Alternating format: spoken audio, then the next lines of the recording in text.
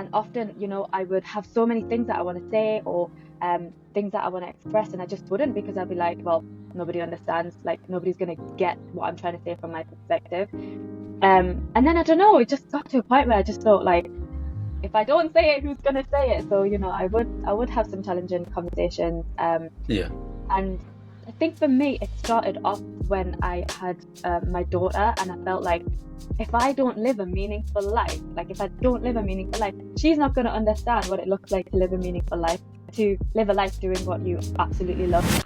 Hi guys, welcome to the podcast. So on today's episode, before we dive in, a quick note. My guest today will be giving a special performance of one of her poems that she's written. It was incredibly powerful, so you won't want to miss it. My guest today is Tahmina Ali, someone who is super unique in what they do. And when I came across their work over the last couple of years, I was just super impressed with how impactful, powerful her writing and spoken word poetry is. So Tahmina Ali is a British Bangladeshi, Newcastle-based spoken word poet, creative freelancer and young mother. Poetry has been a significant tool in Tahmina's life. It's given her a voice at a time where she felt voiceless, and a great way for her to express herself. And she's continuing this and helping others through her workshops as well. Tahmina has performed at various events, poetry nights across the country, and selected for the prestigious BBC Words First programme. Tahmina also presents her poetry radio show on Fast FM for the past 2 years running, hosts her own open mic poetry night called Strictly Spoken. I absolutely love that. What a fantastic name.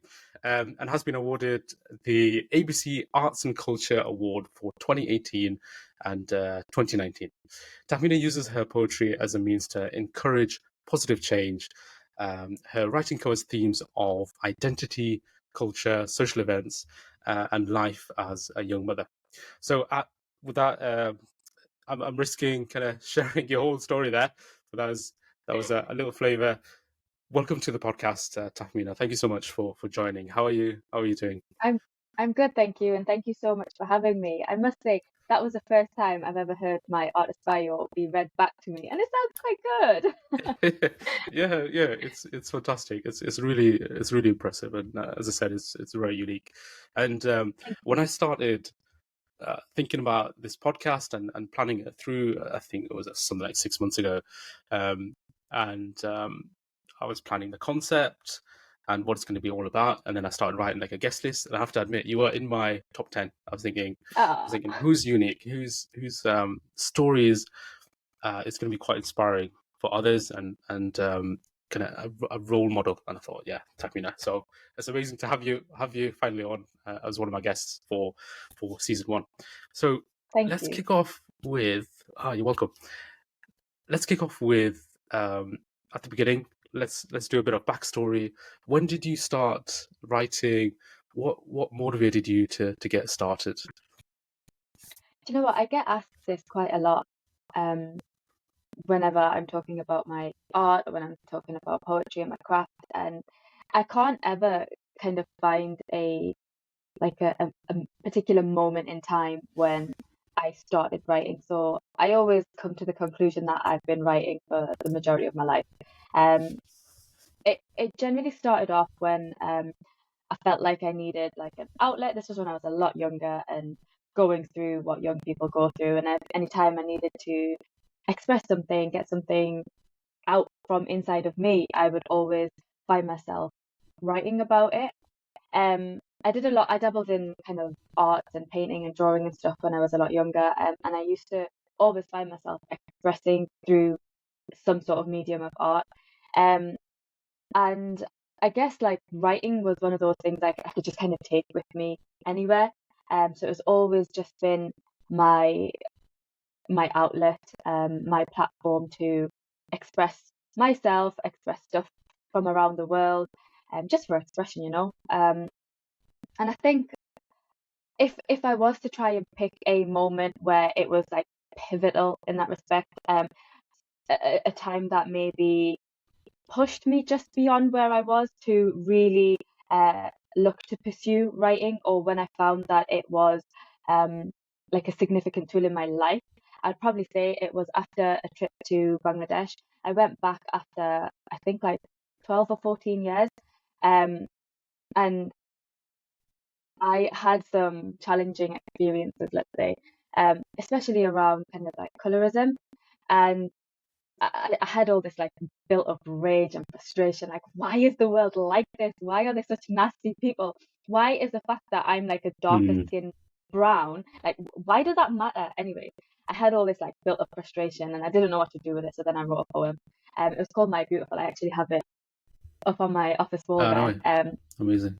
And yeah, and I think that was one of the pieces of poetry that I wrote, um, that I suppose proved to myself that this is my outlet, like this is what I have to do to get messages across. And I sort of started to realize and learn that, like, when I write stuff in poetry, people listen. Like it makes them listen rather than if I was to just sit here and talk to someone about colorism.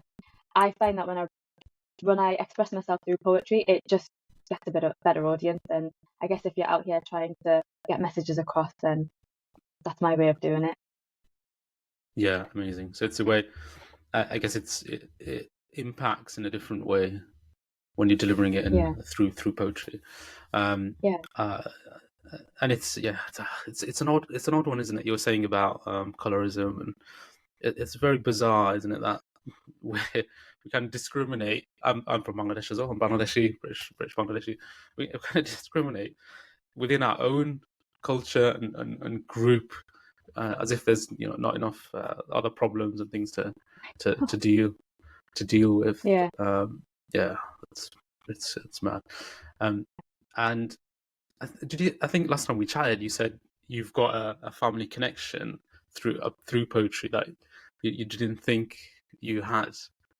Is that right? Yeah, another question I get asked is like, where does your creativity come from? Or like, where does your love for writing come from? And it was a question that I was like discovering for such a long time. I'm just like, I don't know. Like, I think maybe I was just born with it, or maybe it's just something that just kind of found me.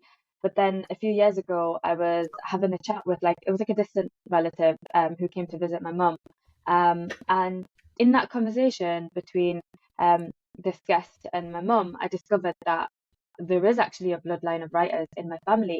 And it was really quite a lovely thing to discover.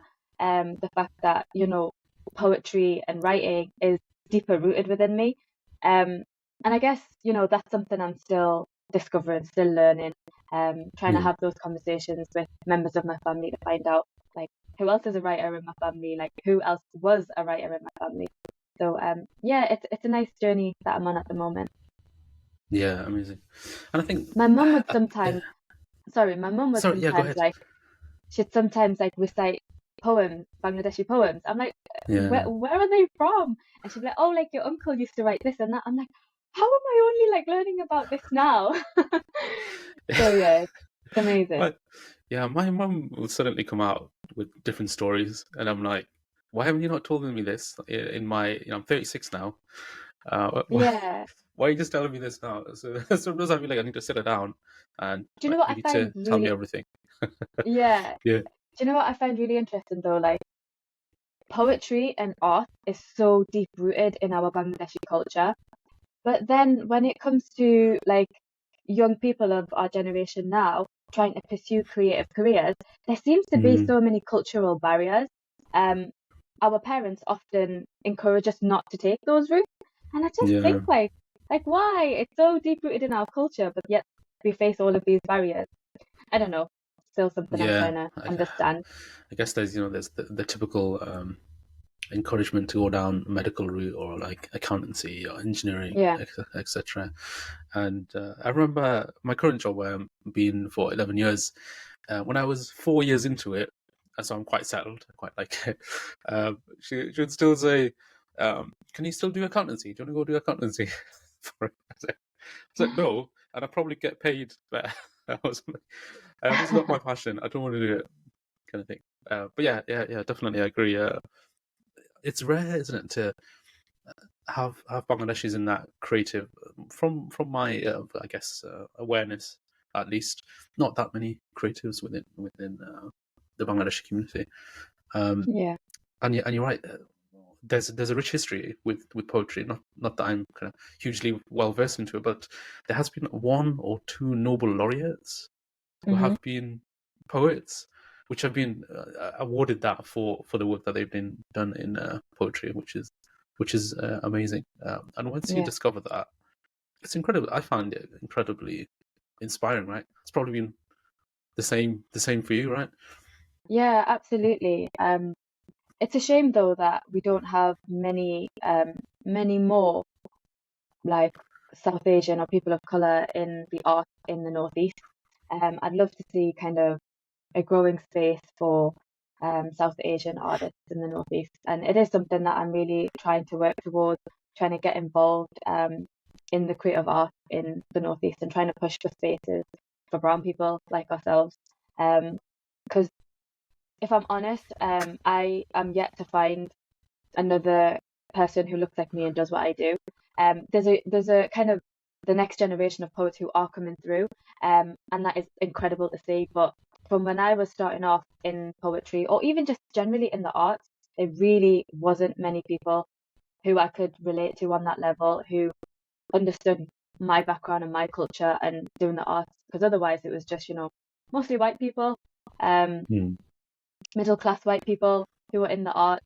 So it is really important that we push for spaces for people of color, brown people to be able to express themselves through art as well. Yeah, yeah, absolutely. And I think it matters, doesn't it, that having that representation, seeing others like you, it's not, I guess it's not an overt barrier to say you can't do it. But it's like, it's kind of like a bit of imposter syndrome, perhaps, where you don't think you'll fit into that area or creative space. And for me, like just personally speaking, when I started my job, the same one, I mean, 11 years ago, I was terrified. I was absolutely terrified. Moving to London, starting this new job, there's people from, again, middle class backgrounds, and some from kind of Cambridge University and others, and they've grown up in a completely different world. But I'm surrounded by that, and I'm thinking, oh God, yeah. Am I even speaking the right way? Am I Yeah, behaving the right way? Am I even dressing the right way? That kind of stuff. It's little things like that. It's super diverse now, and I think it does. I think it's really important that having that diversity in different industries to encourage so many different things, encourage people coming through. And I think you're doing that as well. So paving the way for others, that next generation to do that, and giving, it's like almost giving them permission to say that I've done it. This is possible. yeah, You've got a voice as well, and can do that. And it's one of the reasons I want to set up this podcast and chatting with you as yeah, well. Um, yeah, sorry, go absolutely. I ahead. agree. I was just going to say it is so important for us to create create those opportunities and spaces. Like I mentioned previously, when I started, there wasn't many spaces, and I did feel like, is there a space for me? Is there enough space for a brown voice at these tables that I was sat at? And often, I would have so many things that I want to say or things that I want to express, and I just wouldn't because I'd be like, well, nobody understands, like nobody's gonna get what I'm trying to say from my perspective. And then I don't know, it just got to a point where I just felt like if I don't say it, who's gonna say it? So, I would have some challenging conversations. Yeah, And I think for me, it started off when I had my daughter, and I felt like if I don't live a meaningful life, like if I don't live a meaningful life, she's not going to understand what it looks like to live a meaningful life, to live a life doing what you absolutely love rather than just kind of, I don't know, stuck in a mediocre, mundane day-to-day job. For me, it started off like I wanted to show my kids that it's possible as a brown person in the western part of the world to live a happy kind of life. I don't know if that's so cringe and cliche to say, but someone's just I don't have No, everything, no, and I'm yeah, still working towards goals, but of I course. love what I do, and not many people can say that they absolutely love their job, love what they do. Yeah, yeah. I think there's a different way. There's multiple different ways, right, that people can pursue passions and things that they want to do, and not hopefully lose sight of that. Yeah, It's not just. I think maybe a lot of people fall in that trap or just work, work, work. This is what success means. I need to be. It's not just even about the hours. It's about this is the set route I need to go down, and I think I was in that mindset as well. And this following this like unwritten script of society yeah, or invisible script. That's what I meant, not unwritten because it's written. Invisible script that you think you should be kind of following, and I'm massively generalizing here, but people going down a certain route and ignoring things that will make you happy, and you love yeah, doing this thing, you love doing that, you love doing this, and I don't know, somewhere down the line, whether it's through parents or society or family, they they kind of beat that out of you. A strong way to put it. yeah, To say that, nice, why are you bothering with that? Why are you doing that? Why are you doing this? This is a waste of time. This is not going to put your food on the table or whatever. Of course, yes, your security is really important, and yeah, I've got kids too, on a mortgage and all of that. Of course, I understand. The bills need to be paid, but I think we shouldn't just settle for the mediocre, the settle for just working, right? yeah, Um, I'll stop there because I feel like I'm taking over here. But I respect those that are just striving to do more, where yeah, possible. Where possible. I'm not saying people who don't pursue their passions are are failing in any way or shape or yeah. form. People have different challenges. It's interesting Mm. that you said you were saying something along the lines of work, you don't live to work.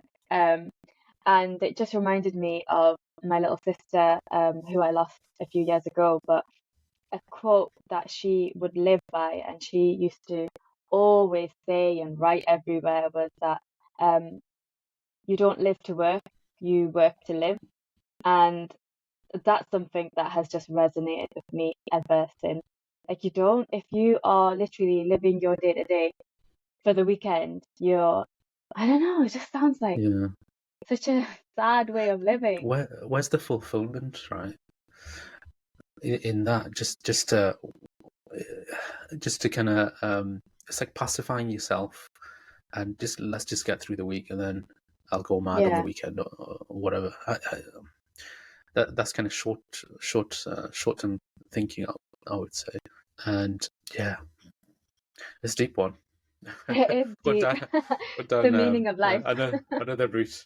But bringing it back to your portrait. I think what I've started to do a bit of writing, not certainly not on your level, but here and there, getting my ideas on paper, because I thought, here's a way I can share my ideas and thoughts with others. I think that's the same for you, right?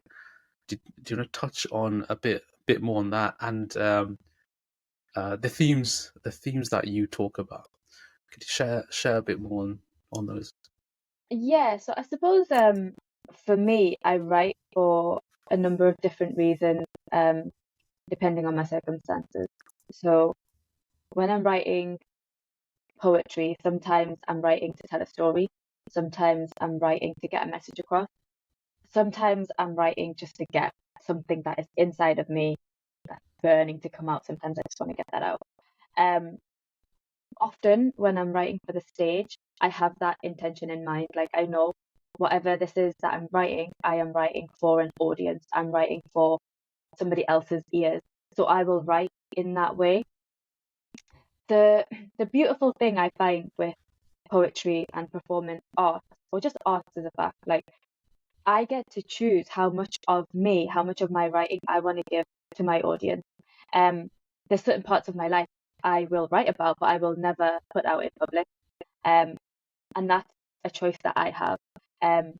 I can put out as much or as little of me as I want to. And then that brings me to like another way that I write is sometimes I write for myself.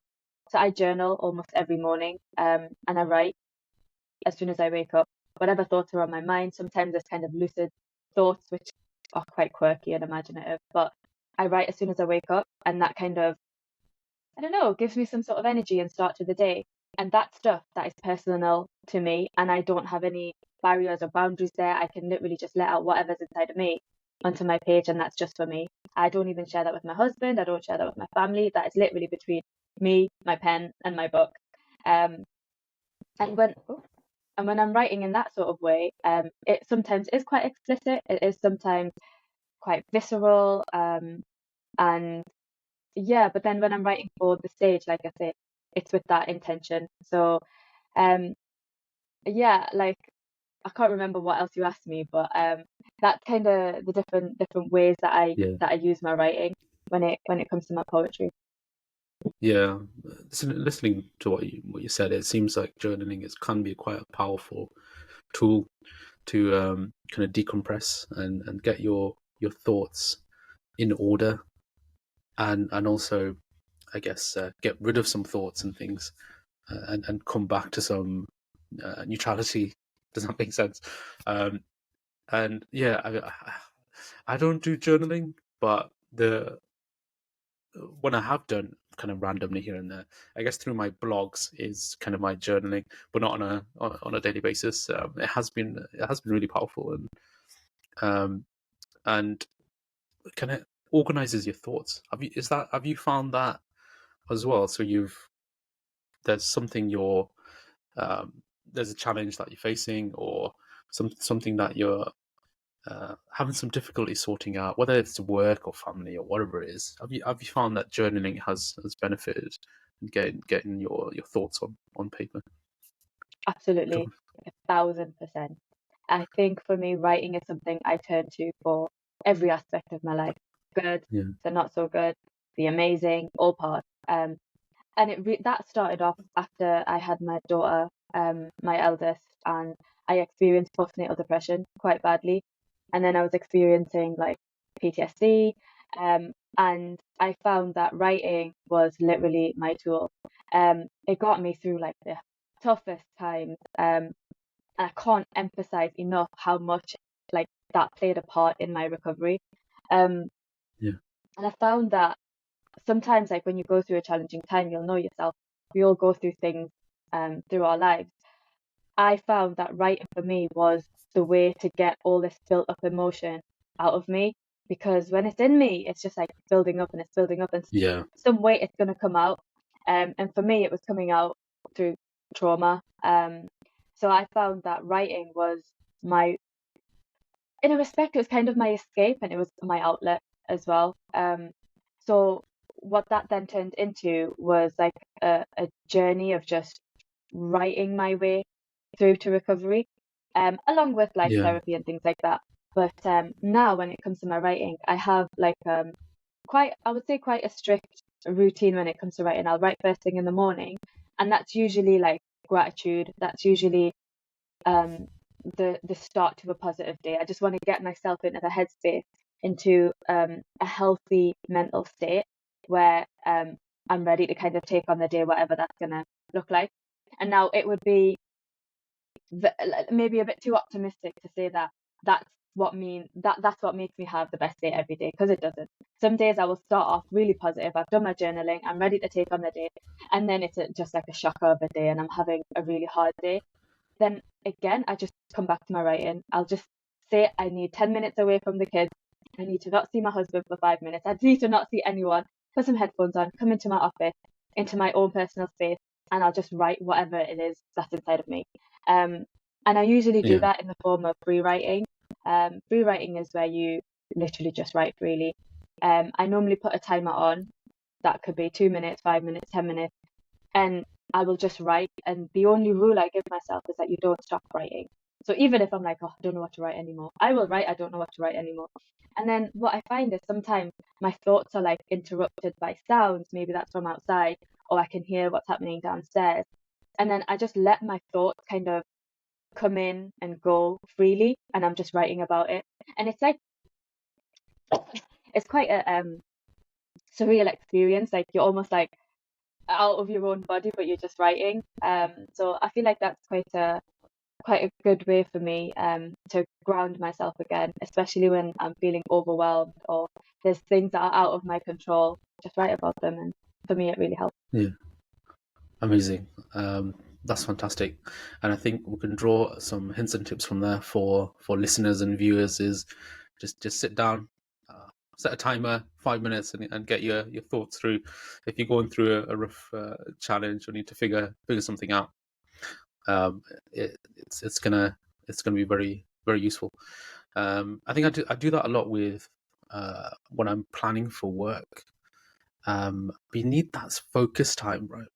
It's not the way I approach some of my planning is I need to get rid of all distractions and turn off the laptop or what, and family or emails or calls, etc., and get into that bit of a flow state as well.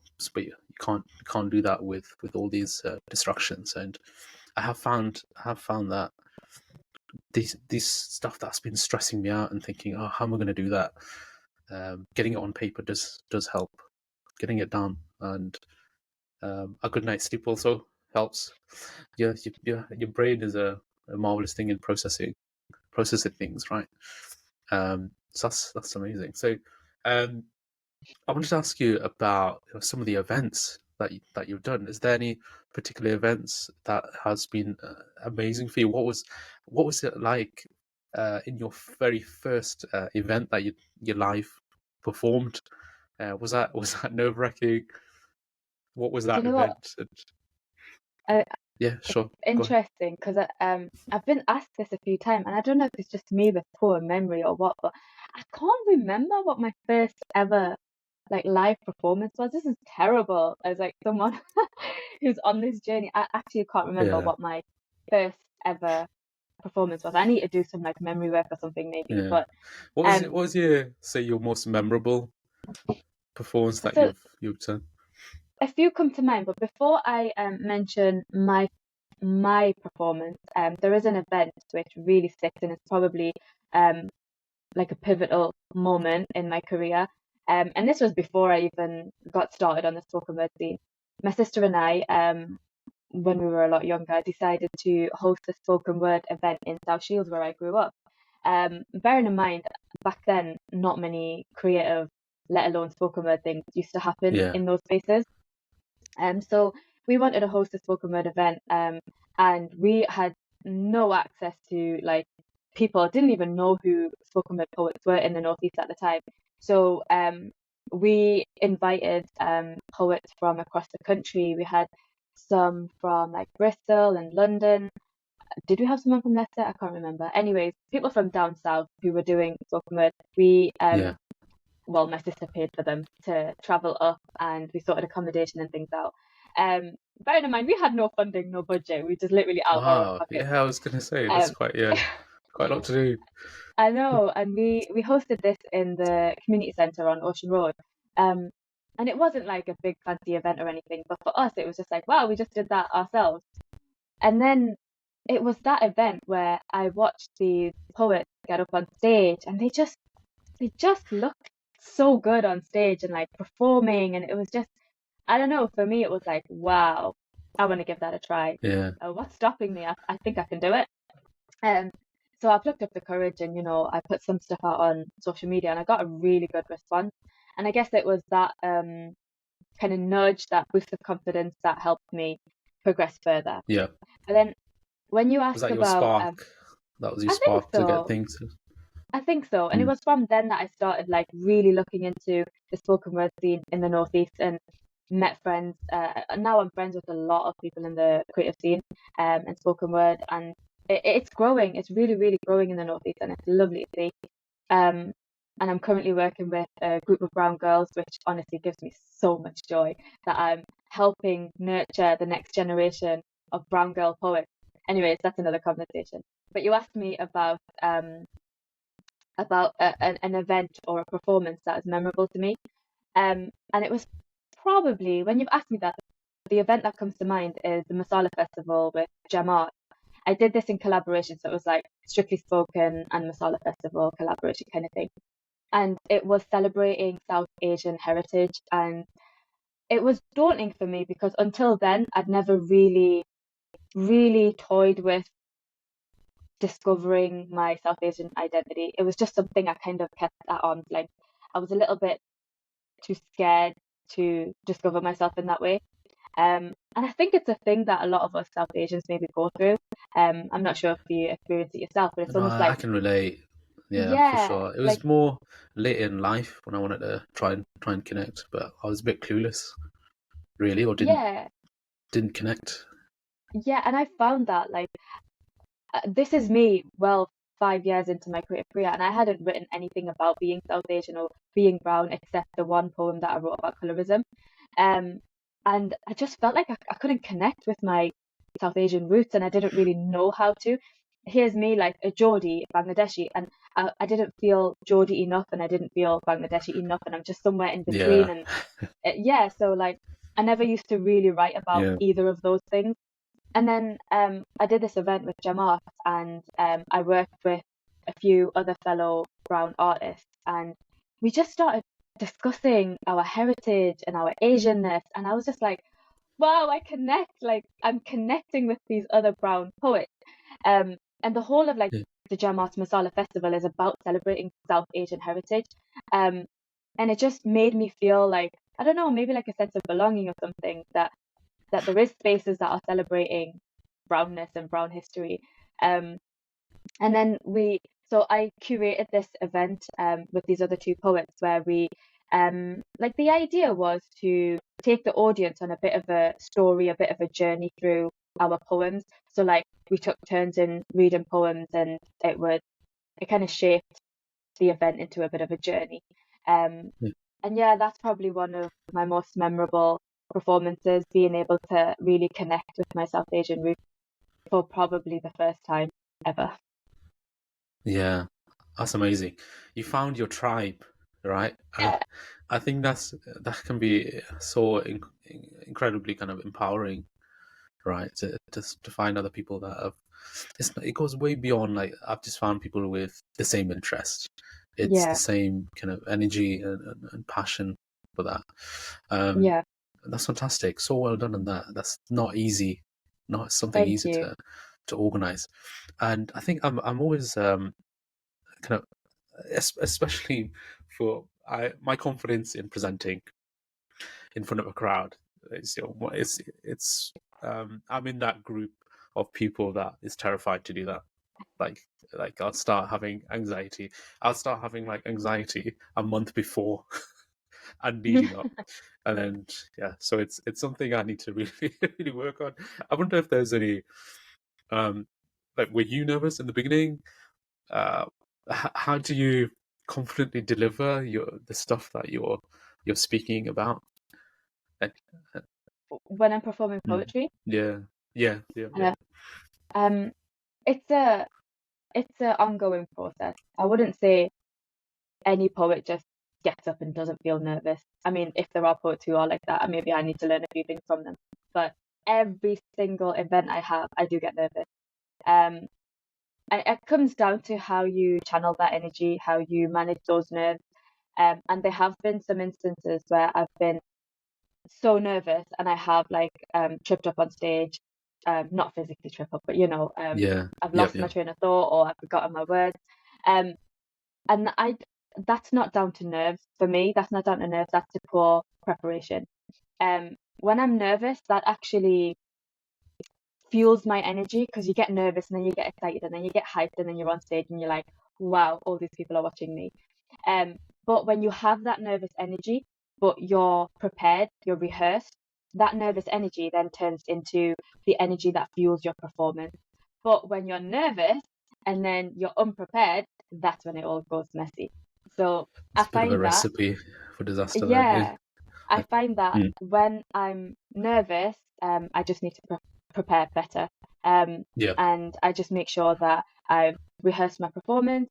And one lesson I have learned is not to change my set last minute, because I'll rehearse, like, say, 3, 4 weeks beforehand, and I'll keep rehearsing right up until the day. And then I have done this once where I felt the need to change my set, like just alter it. And then on the day, I'm like, oh no, this all feels too unfamiliar now.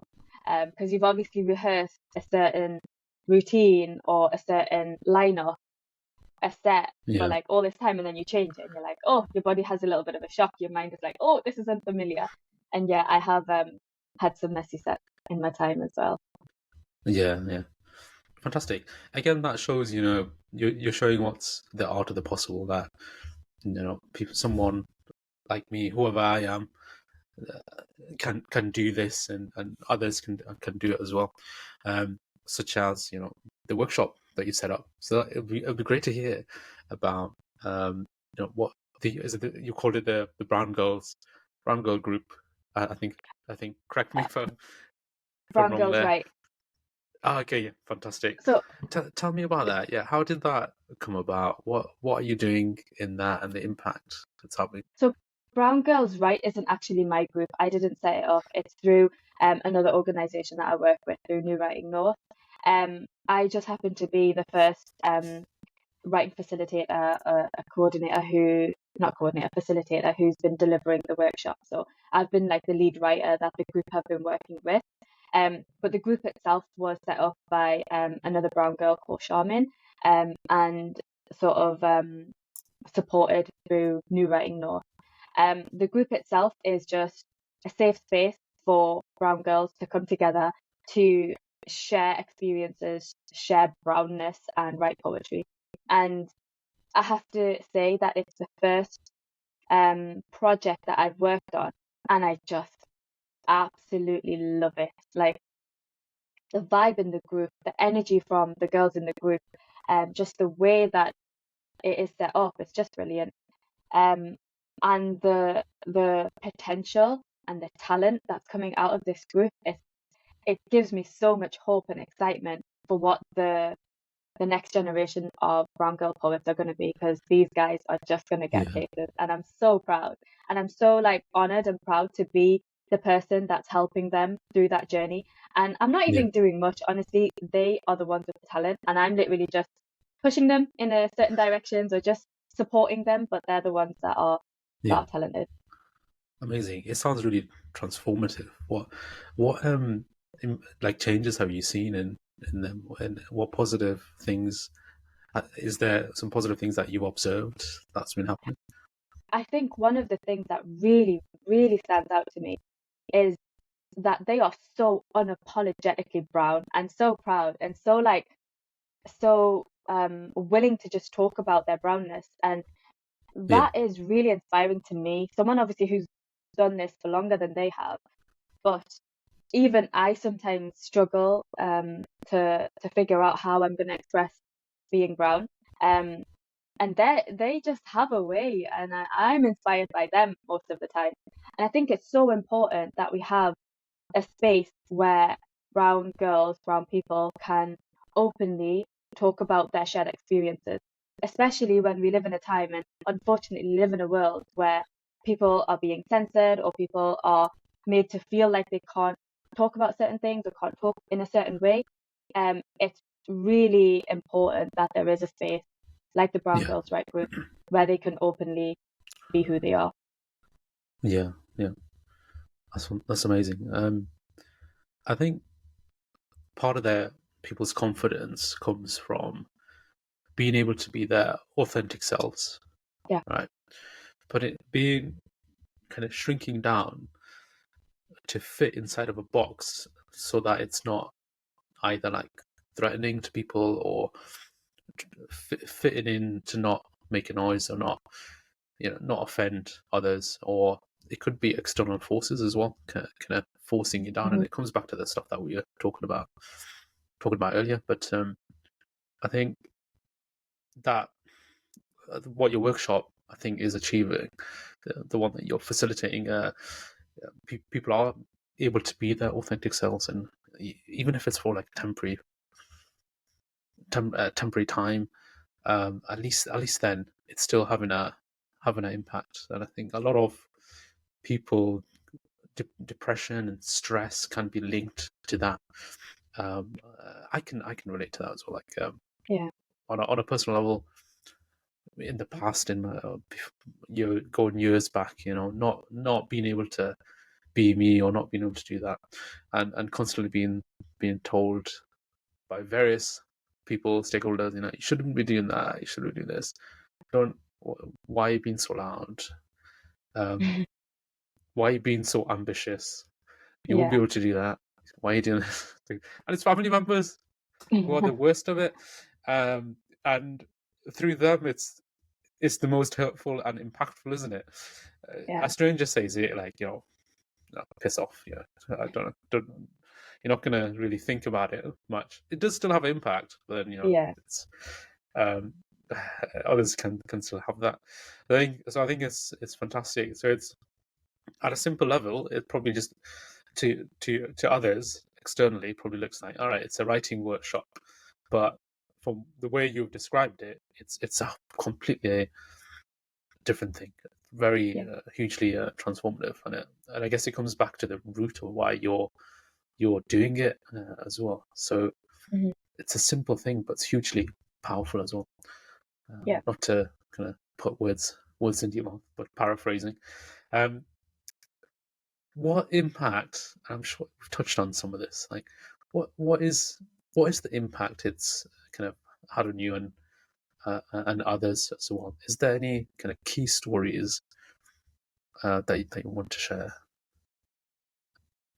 I think when you say the impact, do you mean like the impact of my work and just like kind of pursuing the things that make Yeah, me happy? yeah. It could be like, your personal life, your professional life, how, starting with your writing and poetry. How has it impacted your life positively?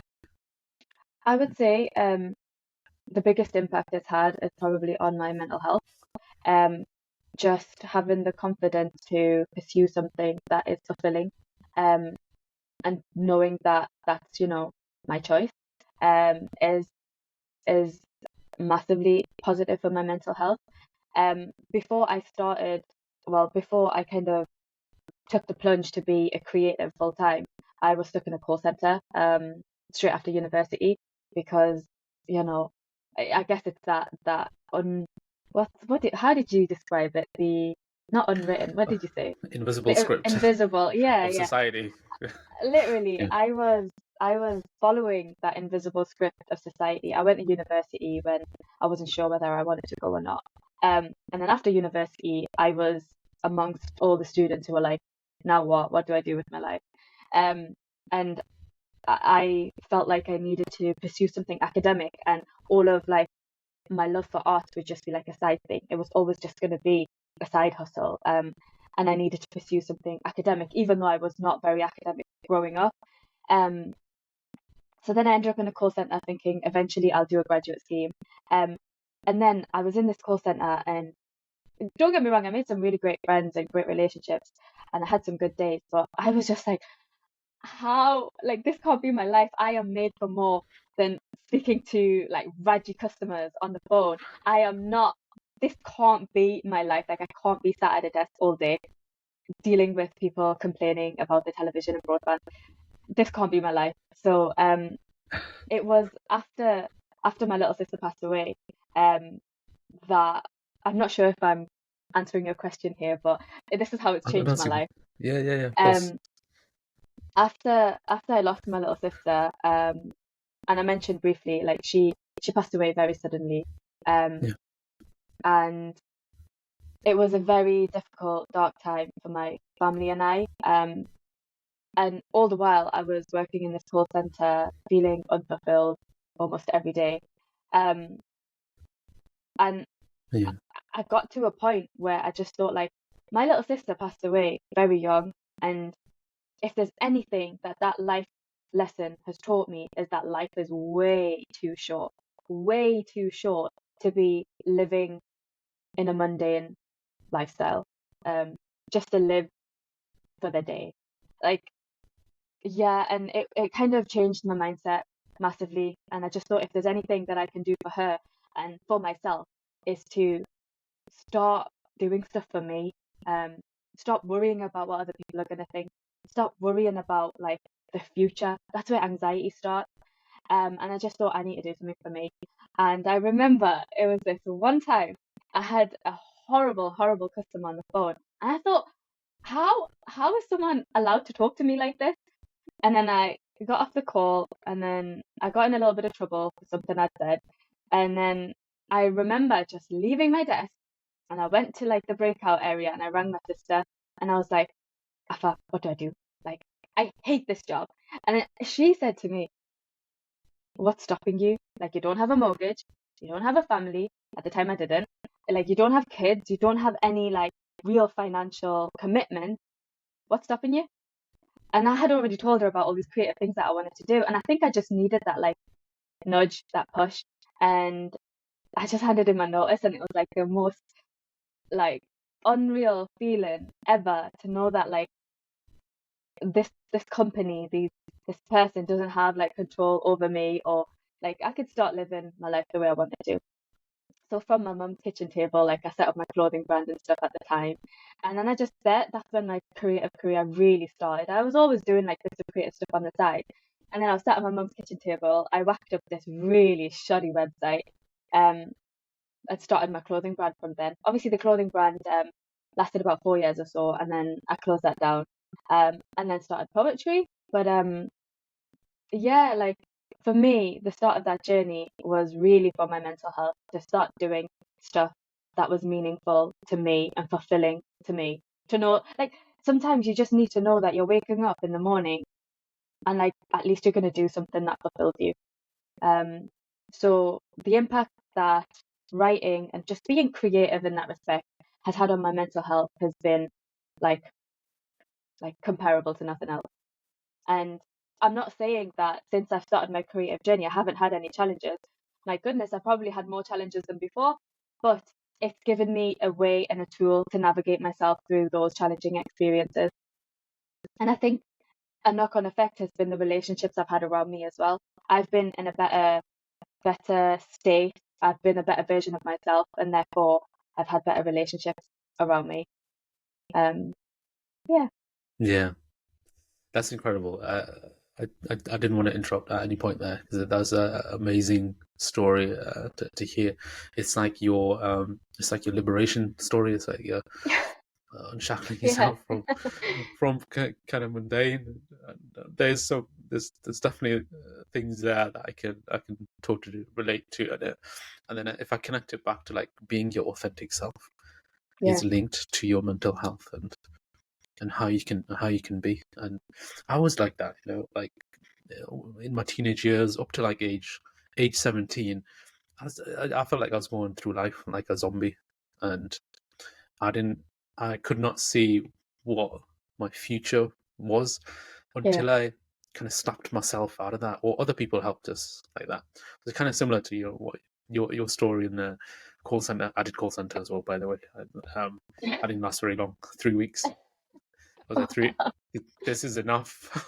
Yeah. This is not, and 1 week of that was training as well. So I was thought, no way, can't do that. But yeah, I think my if it's okay to share, I think my kind of turning point and point where I just kind of snapped and thought, right, I don't want my life to be like this anymore, is kind of making that decision to hop off to Peru for 3 months. I've only been to Bangladesh at that time.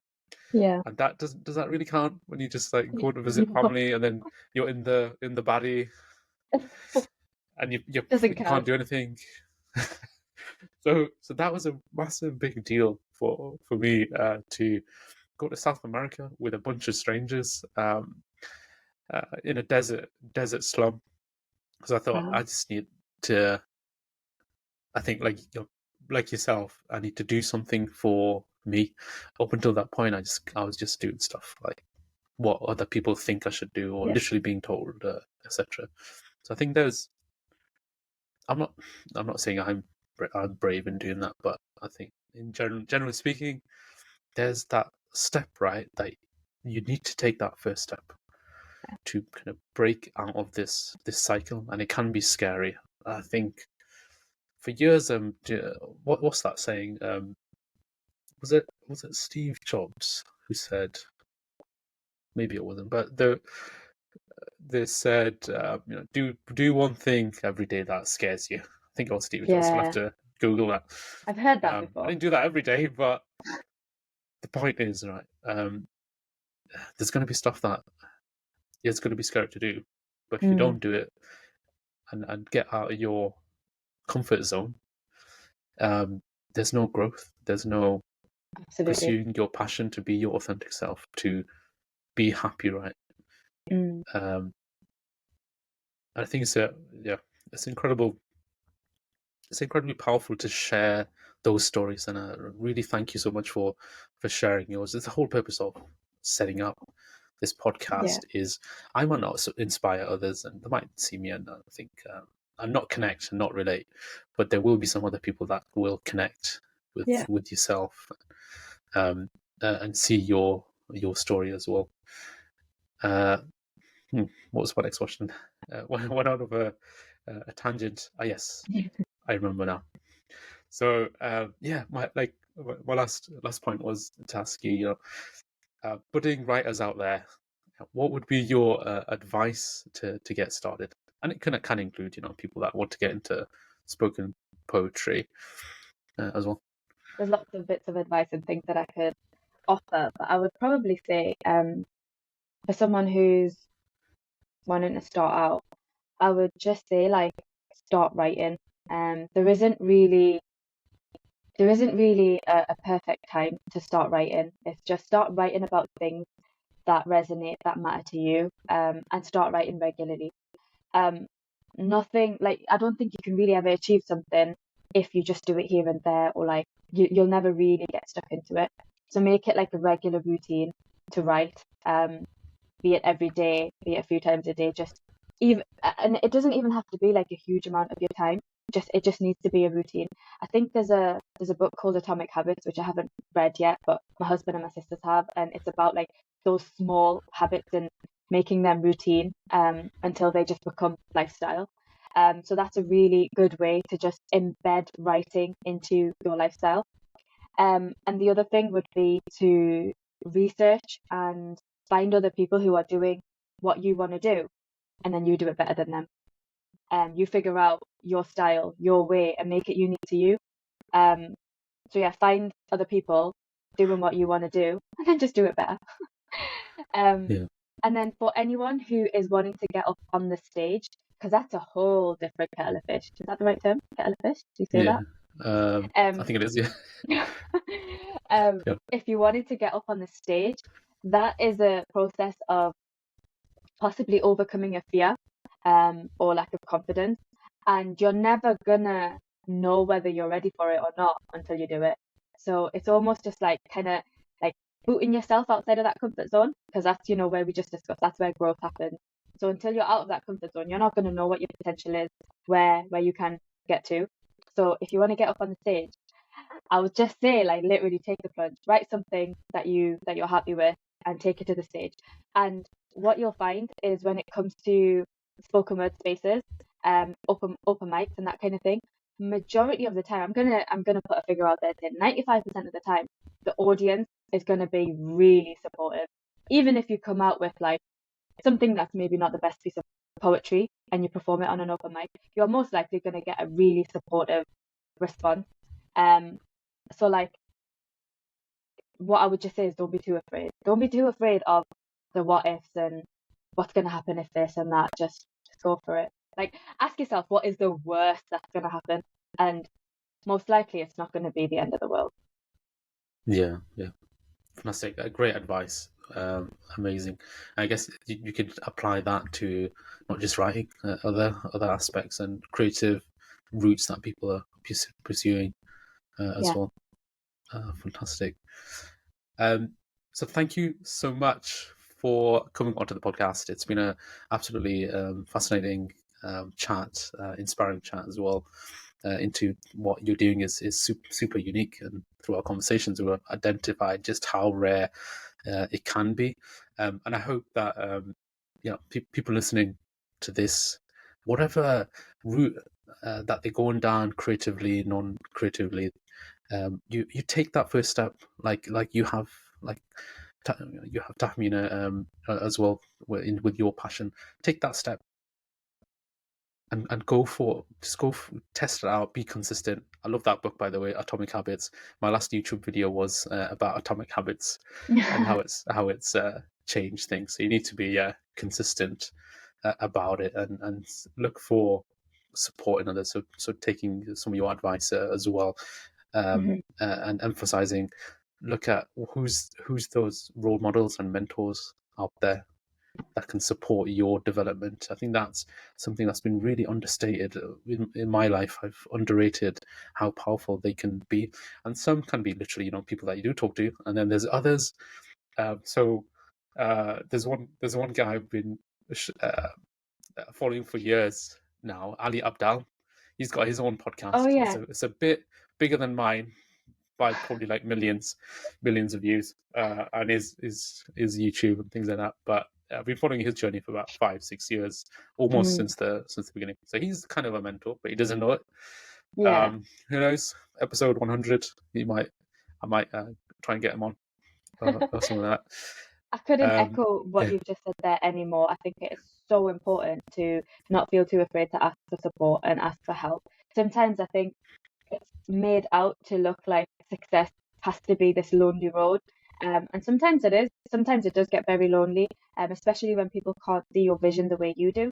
But it is so important to have a supportive network around you. Um, and it's important to go and find those people. And they do exist. They are supportive people and they are mentors who will offer their time for free. So you just need to like go out and find those people. I've been so fortunate enough to come across such great mentors and coaches. A good friend of mine, Rajid Hussain, like literally on the other end of the phone, whenever I need him, just, bro, what do you think of this poem? Can I read it to you? And he'll just offer me like loads of feedback and just life coaching, meditation, um, and just other people in the space. Don Jenkins, really good mentor if you're in Newcastle, someone who's always like willing to just give up a few moments just to support you in something, offer you gigs if when you're starting out and things yeah, like that. And just to mention my of course. platform, Strictly Spoken, the whole ethos around Strictly Spoken is to offer up and coming artists, aspiring poets, a platform to get started. Um, Unfortunately, I haven't been able to do any events recently, just with the way life is at the moment. But it is something I'm hoping to pick back up in the new year. Fantastic. And Yeah. Strictly Spoken aims to offer poets their first headline, so the first paid gig. So hopefully, if I can get that up and running again, the aim is to sort of inspire the next generation of poets. So look for spaces like Strictly Spoken, like Bone Lippy, who are offering the next generation some opportunity. Oh, amazing. Fantastic. Well, I can certainly promote, share your links and things. I can add it to the show notes, as they call them. That sounds so Yeah. fancy, doesn't it? Show notes. It's just the description of the podcast. Well, that's what the top podcasters say. Yeah, that sounds fantastic. And are they? Do you do them across the UK? Is there a virtual version of it as well that you've been doing? I did do a virtual version during COVID. I did like a Zoom poetry event when Zoom stuff was the rage, and it was great.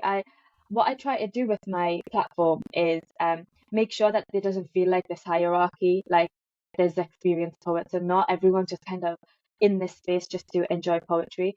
So I would have people who've been on the scene for like 10 years plus, and someone who's literally just trying this out for the first time, just to make sure that there's this friendly, safe space for people to just come and enjoy poetry for the sake of poetry. And the other thing I encourage aim to sort of create in my spoken word platform is that I look for venues where it's alcohol free. Mostly because every poetry event I have been to across the country, there's always a bar, there's always people drinking Yeah. alcohol, and that's fine. Some people are okay with that, but me, as a Muslim, I don't want to be around alcohol, and just like to kind of get the point across that you can have a good time without the presence Yeah. of alcohol. And I had a few conversations with people who have like the likes of ADHD who don't want to be around alcohol, don't want to be around that kind of energy. That environment. So Yeah. yeah, so I look for spaces that can That's accommodate an good. alcohol-free Yeah. event. It makes it more inclusive, right? A bit more Yeah. easy to access for different people here and there. It sounds really good. I'm sad that I never made it to one. I think I almost made it to one. Good, yeah, a while back, but yeah, keep me updated. I will. I'll certainly yeah try and come. So, for those listeners that have stuck till the end, so Tahmina has once again offered very kindly to perform live on here. You might not hear it live when it's out. It's live to me. Um, and yeah, thank you so much. I'll hand over to you, Tahmina, for your performance and to wrap up this episode. Thank you. Well, it's been an absolute pleasure to chat to you, Manju, and I think it's been a really insightful, interesting conversation. And I do hope anyone who's listened to the full thing, or even parts of it, have managed to benefit in some way. And I encourage anyone who wants to get into the poetry scene just to give it a try and reach out to me. I'm happy to have conversations. So I am going to share a poem. This one is called Mothering the Mother. I'm actually wearing my merch for it. It says, "She is the force of a tornado." I sell my merch on my website, tahminaali.co.uk. The poem aims to remind us that during the time of new motherhood, or when there is a new child on the scene, it's a wonderful, exciting time to welcome new life into the world, and rightfully so. We should be very excited about the baby, but in that instance, it's often that new mums get sidelined, and because of that, becoming a mum can be quite a scary, dark, and lonely time, and it shouldn't be like that. So I guess the poem aims to remind us to care for and look after new mums as well as enjoying the baby. So this is Mothering the Mother. The sleeping bug is cuddled, swaddled in clouds of cotton, fed on cue with fast feet rushing to soothe each coo, while tired eyes and sore feet carry on. Hold the mother, not the baby. Rub the back that has carried life into this world, because even 5 pounds or 10 ounce get heavy after a while. Create a haven where you talk about everything or nothing, but allow her the space to breathe. Breathe with her. Notice how, in a room full of people, her thoughts echo. She doesn't recognize the sunken eyes that no longer drift into daydream, nor the shoulders that slouch, or the feet that drag. The greeting cards by the fireplace are collecting dust, and her peace lily has curled in on itself. Be present. Put down your phone and put on the kettle. Pay attention to the silences and read between the pauses. If you stay long enough, you'll see that she is anchored by numbing nerves and tall shadows that linger. So hold the mother, not the baby. Remind her that she is the force of a tornado. She has broken the crust of the earth to birth another human from her very bones. She is the bellow from the lungs of the lioness. She will mold this new beating heart with silk hands and walls of granite. She will protect.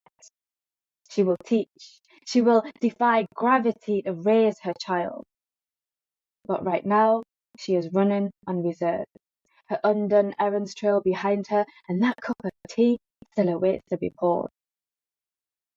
So if you're going to hold the baby, then do it while she rests her eyes, maybe drifts to a place where the clock ticks slow and the weight in her heels are lifted.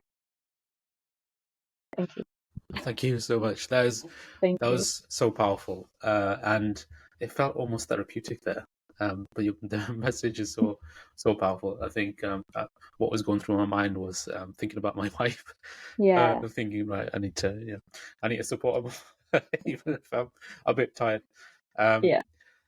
that was amazing. Thank you so much. Thank Incredible you. performance. I felt a bit transported to elsewhere. I was not on the podcast anymore there. I guess But yeah, that's the what an whole honor. purpose of spoken word, to take the listener on a journey rather than you just read something off the page.